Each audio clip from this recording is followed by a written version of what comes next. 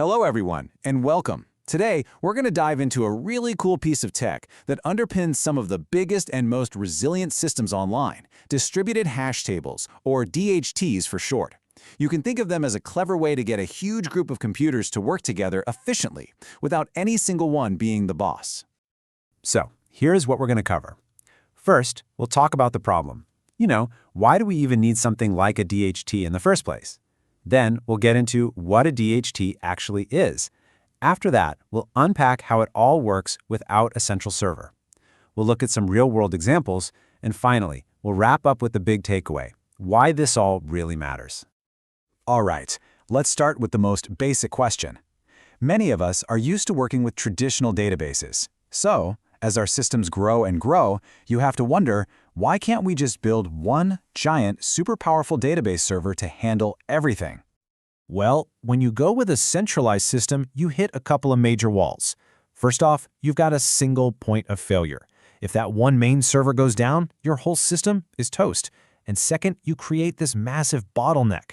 Every single request has to go through that one central point, which means you need some seriously expensive hardware to even try to keep up.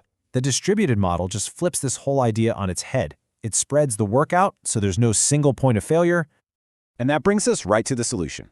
If centralization is the problem, then decentralization has to be the answer. And one of the key tools for that is the distributed hash table. So, what is this thing exactly? Okay, so a DHT is basically a giant shared key value store. The best way to think about it is like a huge phone book. But instead of one company holding the entire book, every person in the network holds just a few pages of the index. The really crucial part is that there's a mathematical rule, this thing called a consistent hash function, that tells you exactly which person holds which pages. This means you can find any number you need super quickly without ever having to call up some central operator. That all sounds great in theory, right? But how does it actually work in practice? How do all of these separate computers manage to store and find data so well without any central authority telling them what to do? So let's say you want to store something. It all starts with the put command. You've got your data. First, the network takes its key and uses that special math rule, the hash function, to turn it into a unique ID number. It's kind of like giving it a postal code. The DHT's internal logic then knows instantly which computer in the network is in charge of that postal code.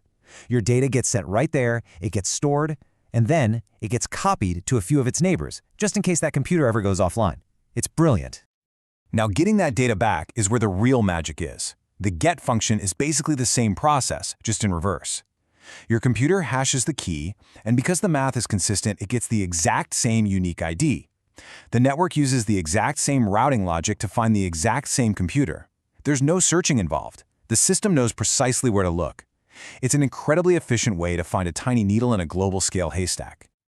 Okay, so we've got the theory down, but where is this powerful technology actually being used out there in the real world?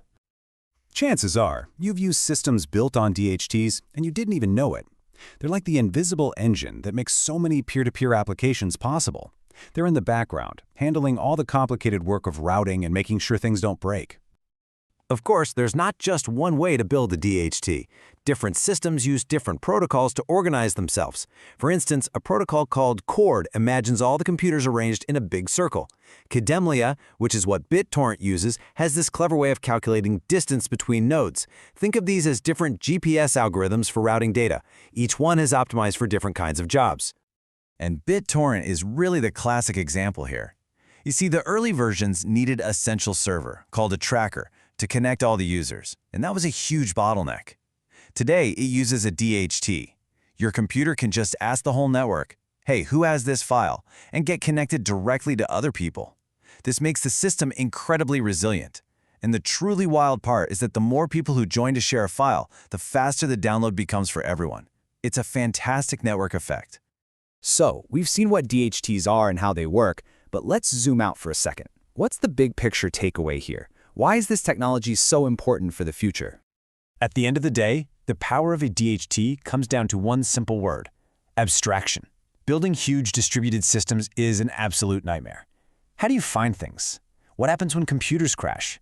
How does the network even organize itself?